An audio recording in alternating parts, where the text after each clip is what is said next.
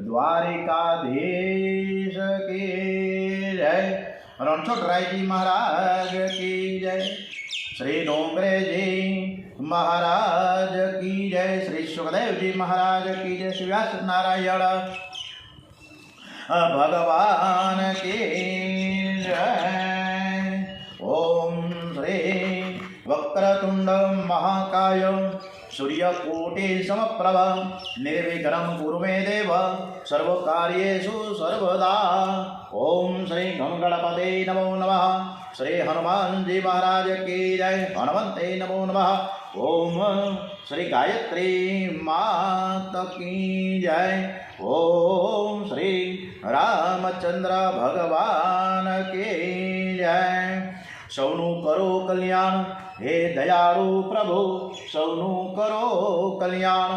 नर नारी पशु पक्षीनी साथे जीव जंतुनो तमाम सौम सर्वे भवन्तु सुखिनः सर्वे सन्तु निरामयाः। ओम श्री भारत माता की जय। वंदे वेद मातरम, वंदे वेद मातरम, वंदे वेद मातरम। આપણે શ્રીમદ ભાગવતમાં રામાયણ 9મા સ્કંદમાં આજની તારીખે 20મી તારીખ છે, આજે 7મ છે, આજે ગુરુવાર છે, મહાવદ 7મ। આજે રામચંદ્રજીની રાજ્યાભિષેકની તૈયારી અને પછી શું પરિસ્થિતિ સર્જાય છે એ કથા તરફ આપણે ખૂબ સરસ મજાના ભાવથી આ કથા શ્રી રામચંદ્રજી શ્રી કૃષ્ણ પરમાત્માને ખૂબ જ સરસ રીતે શાંતિથી સંભળાવીએ છીએ અને આ બંને પરમાત્મા આપણી કથા સરસ રીતે સ્મિત હાસ્ય સાથે સાંભળે છે એવા દ્રઢ વિશ્વાસ સાથે ઓમ નમો ભગવતે વાસુદેવાય। શ્રી ભાગવત ભગવાનજી મહારાજ કી જય। ઓમ શ્રી ડુંગરેજી મહારાજના ચરણોમાં વંદન સાથે હવે દશરથ રાજા એક વખત રાજ્યસભામાં બેઠા હતા અને ત્યાં એને વળી પાછો વિચાર આવ્યો કે હવે તો મારી ઉંમર થવા આવી છે, હવે મારે આ ગાદી ઉપર મારા મોટો દીકરો છે રામને બેસાડવા જ જોઈએ અને બધી પ્રજા પણ આમ તો અંદરખાની ઈચ્છે જ છે, એ મને ખબર છે કે મારા રામને ગાદી ઉપર બેસાડાય જ હવે। એટલે દશરથ રાજાએ મંત્રી અને મહાજનને બધાને બોલાવ્યા, પોતાના મનની વાત જણાવી કે જો તમારે બધાની ઈચ્છા હોય, અનુમતિ લીધી, બોલો। આ જ રીતના ગોંડલ સ્ટેટના ભગવતસિંહજી બાપુ પણ આ જ રીતના કરતા પણ દશરથ રાજા તો ઓહો વિશાળ ફર્સ્ટ ક્લાસ, એણે તો બધાને બોલાવ્યા, બધાની અનુમતિ લેવા માટે, સંમતિ લેવા માટે પૂછ્યું કે નિર્ણય કેટલો બધો ઝડપથી લેવામાં આવ્યો છે, બહુ સમજવા જોઈએ, એક વસ્તુ જોઈએ કે આવતીકાલે જ રામનો રાજ્યાભિષેક કરીએ તો કેમ? ત્યારે સુમંત મંત્રી કહે છે કે અમારી પણ ઈચ્છા આ જ છે, પરંતુ અમે બધા જ સંકોચવશ તમને કહી નહોતા શકતા। અને એ વખતે વશિષ્ઠજી રાજ દરબારમાં આવ્યા છે, બધા જ ઊભા થઈને ખૂબ જ માન આપ્યું છે અને પછી જણાવવામાં આવ્યું કે પ્રજાની એવી ઈચ્છા છે કે શ્રી રામનો રાજ્યાભિષેક થાય। એટલે વશિષ્ઠજીને પણ પૂછવામાં આવ્યું દશરથ રાજાએ કે આપને શું મંતવ્ય છે જણાવો। ત્યારે વશિષ્ઠજીએ કહ્યું તમારો વિચાર ખૂબ જ ઉત્તમ છે। દશરથ રાજા કહે છે તે માટે કોઈ સારું મુહૂર્ત કાઢી આપો। એટલે એનો જવાબ કેવો સરસ વશિષ્ઠજીએ દશરથ રાજાને આપ્યો છે। વશિષ્ઠજી જાણતા હતા કે હું મુહૂર્ત આપું, પણ એ મુહૂર્તમાં શ્રી રામ ગાદી ઉપર બિરાજવાના નથી, તેથી વશિષ્ઠજીએ કોઈ દિવસ એવો નથી આપ્યો, નામ નથી આપ્યું, તારીખ વાર અને સમય નથી આપ્યો। એમ કહેવામાં આવ્યું કે જે દિવસે તમે શ્રી રામને ગાદી ઉપર બેસાડો ને એ જ દિવસ ઉત્તમ છે। અને આ વાત ઉપરથી મને યશોદા મૈયા યાદ આવી ગયા। જશોદામાં કૃષ્ણ કન્યા જ્યારે મથુરા જવા માટે પ્રયાણ થયું ત્યારે દ્વારિકાધીશને પૂછ્યું કે બેટા તું મથુરા જાશ એનો તો વાંધો નથી, કંસ મામાએ તારા માટે રથ મોકલો છે, તું બેસીને જા, મને વાંધો નથી, પણ તું પાછો ક્યારે આવીશ? ત્યારે જશોદા માને કન્યાએ એટલું જ કીધું કે હું આવીશ, પણ ક્યારે આવીશ એ ન કીધું। એમાં વશિષ્ઠજીએ પણ આ મુહૂર્ત એવી રીતના કીધું કે જ્યારે જે દિવસે તમે રામને રાજ્યાભિષેક ગાદી પર બેસાડશો ને એ જ દિવસ ઉત્તમ છે। આ વશિષ્ઠજીની ગુઢાર્થ વાણી દશરથ રાજા તો સમજી જ ન શક્યા. એમણે નક્કી કરી નાખ્યું કે આવતીકાલે જ રામનો રાજ્યાભિષેક થાય. એમણે તરત જ હુકમ કર્યો કે રાજ્યાભિષેક માટે તૈયારી કરો. તાબડતોબ તૈયારીઓ થવા લાગી છે. એકદમ સરસ રીતે આજે તો અયોધ્યાને શણગારવામાં આવ્યું છે. 22મી જાન્યુઆરી લગભગ 2024, હું ભૂલ્યો નહોતો. અયોધ્યામાં એકદમ સરસ મજાના રામચંદ્રજી ત્યાં પણ પ્રાગટ્ય થયું હતું. અયોધ્યા નરેશ અને ખૂબ જ વાજતે ગાતે આપણા સરકાર તંત્રએ ખૂબ સરસ રીતે આખું અયોધ્યા અદ્ભુત અદ્ભુત અદ્ભુત. આજે દશરથજીના હૃદયમાં આનંદ સમાતો નથી. દશરથના જીવનનો આ છેલ્લો દરબાર હતો. એ ગાદીને પ્રણામ કરે છે. અત્યાર સુધી હું તારી ગાદી ઉપર બેસતો હતો, હવે આવતીકાલે મારો રામ તારી ગાદી પર બેસે. મારા રામનું તું રક્ષણ કરજે. અયોધ્યાના લોકોને પણ આ વાતની ખબર પડી છે. તેમને પણ ખૂબ જ આનંદ થયો, પરંતુ દેવો દુઃખી થયા. હવે જો આખી વાર્તા ટ્વિસ્ટ રહેવાય. દેવો દુઃખી થયા. દેવો વિચાર કરે કે જો રામ ગાદી ઉપર બેસે ને તો રાવણને મારશે કોણ? અને જે વિષ્ણુ ભગવાનને આપણે સ્તુતિ કરી હતી, શાંતાકારમ ભુજગશયનમ પદ્મનાભમ સુરેશમ વિશ્વાધારમ ગગન સદસમ મેઘવર્ણમ સુભાગમ લક્ષ્મીકાંતમ કમલનયનમ યોગી મેધ્યાનગમ્યમ વંદે વિષ્ણુ ભવભયહરમ સર્વલૌકિકનાથન. આ સ્તુતિ તો ભગવાન રામચંદ્રજી તરીકે પ્રાગટ્ય થયું કે હું અયોધ્યાના નરેશ તરીકે આપણે એને બિહાડવાના છે, એને રાજ કરવાનું છે. નથી કરવાનું. એને તો વનવાસમાં જઈ 14 વર્ષ સુધી વનવાસમાં જાહે, રાવણને મારશે, એ તો હેતુ છે. અને આઈનાઈ કર્યા કરશે રામ રાજ્ય, તો ક્યાંથી મેળ પડે? એટલે એને કે રાવણને બહુ દુઃખી થઈ ગયા બધા દેવો કે આ દશરથ રાજા એના રાજ્યાભિષેક કરી દેશે, પછી થાય હું? રાવણને કોણ મારશે? ચિંતિત થઈ ગયા. અને આ બધા રાક્ષસો આપણને ત્રાસે પીડી ગયા છે. એટલે દેવોએ કોને વિનંતી કરી? વિઘ્નેશ્વરી દેવીનું આહવાન કર્યું છે. વિઘ્નેશ્વરી હાજર થયા છે. દુર્ગે સ્મૃતા વરસે મેતિ બસેશ જંતો સ્વસ્થે સ્મૃતામ મતિમતીવ શુભામ દદાસી દારિદ્ર દુઃખ ભયહારિણી કાત્વદન્યા સર્વોપકાર કરણાય સદાર્થ ચિતા. અને ત્યારે દેવોએ કહ્યું, વિઘ્નેશ્વરી એ દેવીનું આહવાન થયું છે કે તમે અયોધ્યા જાઓ અને રામના રાજ્યાભિષેક ન થાય એવા પ્રકારનું એક વિઘ્ન ઊભું કરો, સંકટ નાખો તમે. સંતોએ એવું સરસ મજાનું વર્ણન કર્યું છે કે દશરથ રાજાના સુખને કાળની નજર લાગી છે. કાળને એમનું સુખ સહન નથી થયું. હમણાં આપણા 10મા સ્કંદમાં એક બહુ સરસ મજાની વાત આવશે કે દૂધનો ઉભરો કેમ આવ્યો ચૂલા પર. બીજી પણ એક કથા છે કે પૂતનાએ કૃષ્ણ કન્યાને ધવડાવવા માટે ખોળામાં સુવડાવ્યો અને સુવડાવ્યા પછી કાનુડાએ પૂતનાની સામે જોયા વગર આંખ બંધ કરી દીધી. તો આંખ શું કામ બંધ કરી દીધી? વર્ણન ખૂબ સરસ મજાનું છે. આવી રીતના સંતોએ પણ એક વર્ણન કર્યું કે દશરથ રાજાને સુખની પણ કાળની નજર લાગી. એટલે જ આપણે નાનકડા બાળકોને ટીલું ટપકું કરીએ છીએ કાળું મેસનું, કે આને નજર ન લાગે. કાળને એમનું સુખ સહન થતું નથી. વિઘ્નેશ્વરીમાં કાળ પ્રવેશ કર્યો છે. વિચાર કરે કે હું કોના શરીરમાં જાઉં? એની નજર ફરતા ફરતા ફરતા અયોધ્યાના તમામ લોકો ઉપર પડી. પણ એમાં એક કળશ ઢોળ્યો છે મંથરા ઉપર, જે કૈકેયી દાસી. એ અયોધ્યાની નથી. જ્યારે કૈકેયી દેશથી આવી દશરથ રાજાના અયોધ્યામાં, ત્યારે એ સાથે લેવી. જેમ વસ્તુ દહેજમાં આવે ને એમ દાસી પણ આવી. કોણ? મંથરા. વિઘ્નેશ્વરીએ મંથરામાં પ્રવેશ કર્યો છે.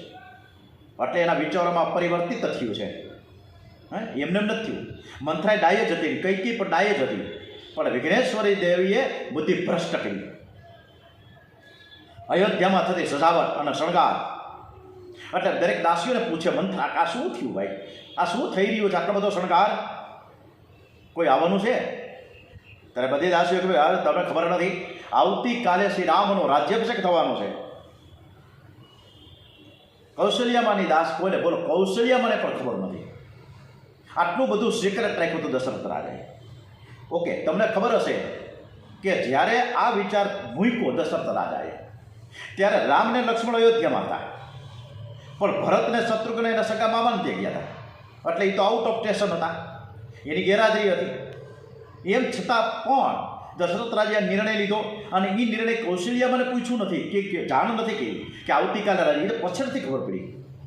દાસીને ખબર પડી કે આવતીકાલે રામનો રાજ્યાભિષેક થવાનો છે અને આ સાંભળીને એ કૌશલ્યામાને કહેવા માટે દોડતી દોડતી ગઈ અને શુભ સમાચાર આપ્યા છે. કૌશલ્યામાં તો આ સમાચાર હતા કે માં છે ને, માં છે ને એને બહુ જ હરખ થાય.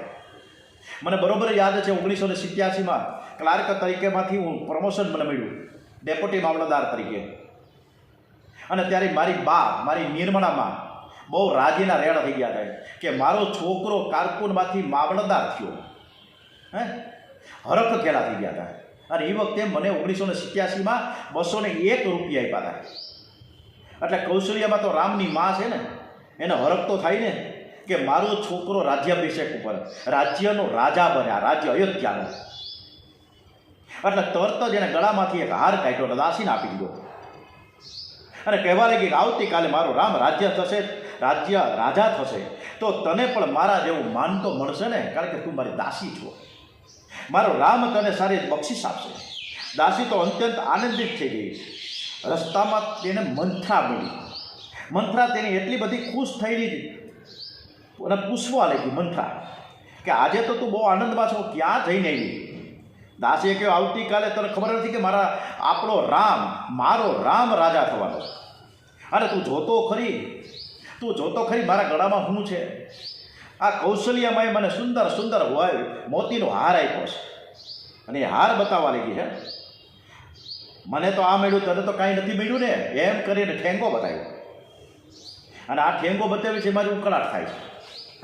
એટલે જ માથાકૂટ થાય. બને ત્યાં સુધી કે કરવું નહીં. કૌશલ્યાની દાસીએ મંથરાને મેળું માર્યું છે. એટલે મંથરાના હૃદયમાં મત્સર ઊભો થયો. મંથરાના હૃદયમાં ઈર્ષાનો અગ્નિ જાગૃત થઈ ગયો. એ કઈ પાસે આવીને રડવા લાગી છે. કઈ પૂછ્યું તું કેમ રડશ? લક્ષ્મણે તને કાંઈ સજા, કાંઈ કીધું? કોઈ તને વૈધું? અરે રામ તો ખૂબ સરસ છે ને, એ તો તને કોઈ દિવસ કંઈ કહે જ નહીં ને. કઈને રામ ઉપર અતિશય પ્રેમ હતો અને તેથી તે રામના કૌશળ પછી કે રામને લક્ષ્મણને બધા સાજા નરવા સરસ મજાના છે ને, આનંદ મંગલમાં તો છે ને. ત્યારે મંત્રા કહે કે શ્રી રામ તો આનંદમાં છે. હવે તો રામ આનંદમાં જ હોય ને, એને હું વાંધો? એમને તો એમના પિતાજી આવતીકાલે રાજ્યાભિષેક કરવાના છે. અને આ સાંભળાતા કઈ તો ખુશખુશાલ થઈ ગઈ. મંત્રાને પોતાનો હાર કાઢીને આપી દીધો. કઈમાં હજુ કલીનો પ્રવેશ નહોતો થયો. મંત્રા તે હાર ફેંકી દે છે. કઈ પૂછે કે અરે ભાઈ તું કેમ હાર ફેંકી દે? હું તને પ્રેમથી આપું છું, રાજી ખુશીથી પહેરી લે ને. આ તો બધા જ ખૂબ જ સરસ મજાના આનંદના સમાચાર તો આપ્યા. તને આવડું મોટું દુઃખ કેમ થયું? આ તો સૂર્યવંશની રીત તો છે જ કે મોટા ભાઈ જ ગાદી ઉપર બેસે. રામ તેની માતા કૌશલ્યા કરતાં પણ અધિકમાં અધિક પ્રેમ અને હેત હતું ને. મંથરા કહીએ તને કાંઈ ખબર જ નથી કે રામ રાજ્ય થાય કે ભરત રાજા થાય એમાં મને કાંઈ મળવાનું નથી. ગમે તે થાય, મને શું મળવાનું? પણ હું તો દાસી જ રહેવાનું. હું થોડી કંઈ પટરાણી બની જવાનું છું. મારો તો કોઈ સ્વાર્થ નથી ને. હું જેના ભલા માટે વિચારું છું એને તો કાંઈ પડી જ નથી. તે તો મારી વિરુદ્ધનું બોલે છે. એટલે કઈને વાત કરે છે. હું તમારું બગડે છે એ તને ખબર નથી, તારું સુધારવા આવી છું. આમ કહીને મંત્રા રડવા લાગી. કઈને મંત્રા ઉપર ખૂબ જ સહાનુભૂતિ થઈ. અને આમ થઈ કોઈ માણસ રોવે ને આપણે બહુ ખીજાઈ જાય ને, માણસ રોવા માટે ને આપણે બધી છાના રાખીએ, આપણો ગુસ્સો ઠંડો પડી જાય. મંથરાએ ખોટું રડવા લાગી. કઈ એને સહાનુભૂતિ આપ્યું, આશ્વાસન આપ્યું, એની પીઠ ઉપર હાથ ફેરવો, શાંત રહેવા જણાવ્યું. એ જ સમયે મંથરામાં બેઠેલો કોલી છે ને, એ કઈને શરીરમાં પ્રવેશ કર્યો છે. ખરેખર પાપીનો સ્પર્શ પણ દોષ પાત્ર છે. એના દોષોના પરમાણુ આપણા શરીરમાં પ્રવેશ કરે છે. કઈ કુસંગ કર્યો અને એટલે જ એનું જીવન બગડ્યું. કઈને રામમાં ખૂબ જ પ્રીતિ હતી, છતાં મંથરાના કુસંગથી એની બુદ્ધિ બગડી. સત્સંગથી જલ્દીથી લાભ થતો નથી, પણ કુસંગથી જલ્દીથી નુકસાન થાય. એટલે 5 જણા જે દારૂ પીતા હોય, ન્યા જેને કોઈ જે દારૂ ન પીતો હોય, નિર્વ્યસની છે, ન્યા જેનો 10 દિવસ બેસે ને તો રવાડે ઘૂંટડી બનશે એ પીવા. આ તકલીફ છે આપણા બધાની. અને આપણા સૌરાષ્ટ્રમાં અને ગુજરાતમાં કોણ જાણે હું સૂળ ઊભું થયું છે ખબર નથી પડતી. એટલા બધા વ્યસન છે. કોણ જાણે હું ઓલા માવા ચાવવામાં કરીને ખાય છે. મેં તો મારી જિંદગીમાં કોઈ દી તમાકુ નથી ખાધું. મારા 2 છોકરાઓએ નથી ખાતા કદી, મારા સગા ભાઈ નહીં, મારો પરિવાર એક પણ નહીં. અને આપણા એક ઘરમાં, દરેકના ઘરમાં ક્યાંક ને ક્યાંક પાન ગુટકા ને માવા ને ભોં જાણે શું છે મોઢામાં કાંઈ ખબર પડતી નથી. દરેકને વિનંતી કરવામાં આવે છે કે છોડો આ વ્યસન. શું જરૂર છે? કાંઈ જરૂર નથી એવી. લઠ્ઠા કાંડમાં કેટલાય માણસો મરી જાય છતાંય પણ દારૂના રવાડે બધાય ચડા છે. કઈ મંત્રા તું ખરું કહેશ, તારા દુઃખનું કારણ શું છે? તારું દુઃખ જે હું બેચેન થઈ જાઉં છું, હું તને જરૂર તારા દુઃખમાંથી બહાર કાઢી, તું મને શાંતિથી સમજાવ, મને કાંઈ ખબર પડતી નથી હું કેવા માંગસ. ત્યારે મંત્રા કે મારા દુઃખનું કારણ તમે જ છો, બીજું કોઈ છે જ નહીં. તમારું બગડી રહ્યું છે એ જોઈને મને દુઃખ થાય છે. મને તો તમારી સુધારવાની તમે કાંઈક સમજો એ હું સમજાવવા તો આવી છું. કે જો તારું દુઃખ ઓછું થયું તું મને જેમ કે ને એમ હું કરવા તૈયાર છું. મંત્રા કે તમે બહુ જ ભોળા છો. તમને એમ લાગે છે કે રાજા દશરથ મારા છે, પણ પુરુષો મનના મેલા હોય છે અને વાણીના જૂઠા હોય છે. તેઓ તમારું કહ્યું નહીં પણ કૌશલ્યનું કહ્યું કીરા કરી, તમને ખબર જ નથી. કૌશલ્ય તમારો કાંટો દૂર કરવાના ઉદ્દેશથી આ એક ષડયંત્ર રચ્યું છે. 15 દિવસથી રામના ખોટું જ બોલી મંત્રાઓ કે રામના રાજ્યાભિષેકની તૈયારી 15 દિવસથી હાલે છે, તમને ખબર જ નથી પડતી. આજે મેં આવીને તમને જણાવ્યું એટલે તમને અત્યારે ખબર પડી. રાજ્યાભિષેકની આટલી બધી ઉતાવળ શું કામ છે? તમને પૂછ્યું ને? રાજા દશરથ કપટી છે, એના મન મેલા છે, તમને ખબર જ નથી. અને તમારું કોઈ બી કયું માન્યું એ કૌશલ્ય કેમ કરે જ કરે છે. અને તમારી સમક્ષ ખોટા જ પ્રેમનું નાટક કરે છે. કૌશલ્યાને કહેવાથી રાજા દશરથે ભરત અને શત્રુઘ્નને મોસાળમાં મોકલી દીધા. એમને નહોતા મોકલા, તમને ખબર જ નથી. તમને એમ કે મારા ભાઈ ત્યાં જાય છે, પણ એમને નથી ગયા. રાજા દશરથે મોકલી દીધા છે. આમ નામ ખોટે ને ખોટું ભરાવાનું શરૂ કરી દીધું બધા. અને આપણે પણ આ જ કરીએ છીએ આપણા જીવનમાં. આપણા જીવનમાં આ જ કરીએ છીએ. આપણે શું કરીએ છીએ? કોકની નિંદા, કોકની પૈસા, કોકની કૂથલી, કોકનો ચાવી ભરાવાનું જ કર્યા કરીએ છીએ.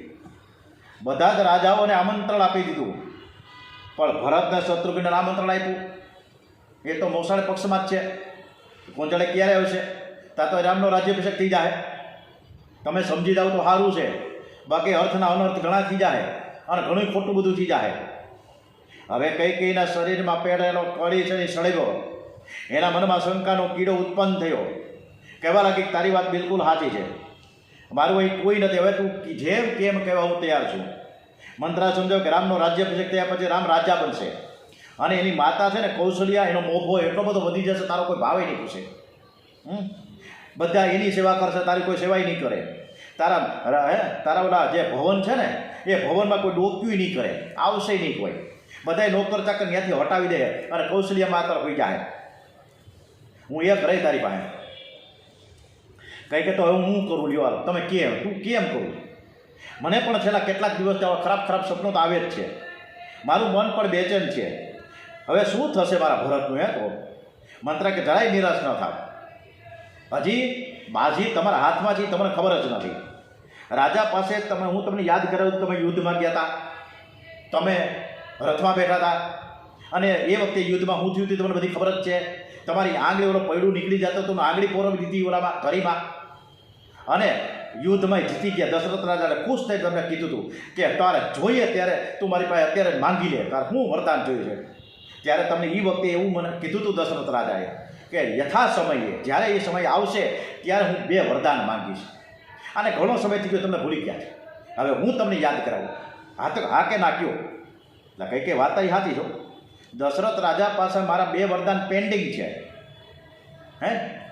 તો માંગી લ્યો ને, વાંધો શું છે? અત્યારે જ માંગવાનો વખત છે. તો હું માંગુ લે તું કે?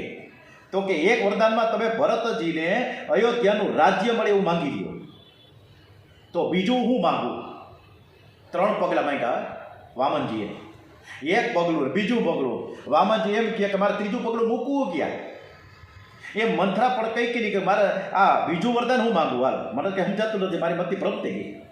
ત્યારે મંથરાએ પાછી ચાવી ટાઈપ કરી કે તમે રામને એવી રીતના કહો કે દશરથ રાજાને કે તમારો મોટો દીકરો રામ છે ને 14 વર્ષ વનમાં જાય અને રાજ્યાભિષેક કરવામાં થાય તો ભરતને રાજા બનાવો.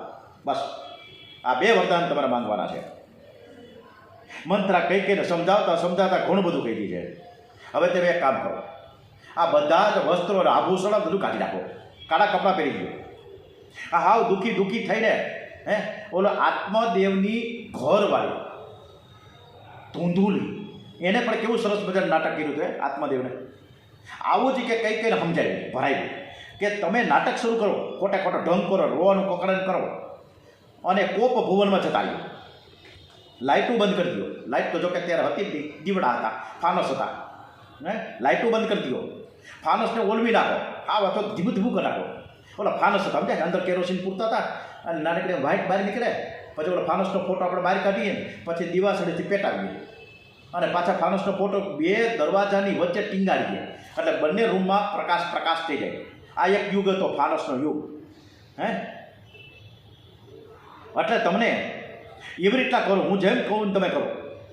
એટલે કઈ તો બહુ હોળી આવી ગઈ આની સાથે, એની વાતોમાં બધી લપેટાઈ ગઈ કે તું કે એ પ્રમાણે કરવા તૈયાર જ છું. એટલે તો કોપ ભુવનમાં ક્રોધિત અવસ્થામાં બેસી ગઈ છો. હવે આ બાજુ રાજા દશરથ દરબાર પૂરો થયો એટલે કૈકેયીને પાસે સીધા આવ્યા. કઈ એની પ્રિય રાણી હતી. એટલે આજુબાજુ બધે તપાસ કરી, કઈ તો કંઈ દેખાતી નથી, ક્યાંય ગઈ, બધે પૂછવામાં આવ્યું તો જાણવા મળ્યું કે આ તો કોપ ભુવનમાં કૈકેયીમાં બેઠા છે. હવે કૈકેયીને મળવા માટે દશરથ રાજા કોપ ભુવનમાં જાય છે અને જ્યાં કોપ ભુવનનું બારણું ધીમે ધીમે રડ કરતો ખોલ્યું, ત્યાં તો બધું અંધારા, કાળા કપડામાં સજ્જ વિષાદ મગ્ન કૈકેયી બેઠા છે અને રોવે ને પકડાય છે. અને ત્યાં નજીક આવવા માટે ભાઈ શું થયું પ્રિય તું મને કહે. ત્યારે કૈકેયીએ કીધું ખબરદાર, હુકમ કર્યો, ખબરદાર જો મને સ્પર્શ કર્યો કે મારી બાજુમાં કોઈ બેઠા હતો, જ્યાં છો ત્યાં જઈયો.